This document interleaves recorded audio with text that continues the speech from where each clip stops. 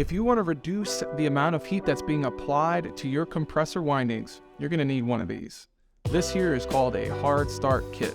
This basically ties into your dual run capacitor, and when the unit first starts up, there's a large amount of torque that's applied to the compressor. And if you have a larger torque and you have a higher wattage that's being applied, those windings are going to heat up. If we can reduce the amount of heat that's applied to those windings, we can extend the life of that compressor. This hard start kit will tie into the dual run cap. The moment that it sees that that compressor is running, this potential relay will kick that out of the system and run off of your dual run cap, and also reduce the amount of amp draw when that unit first starts up. Give us a call today so that we can install one for you.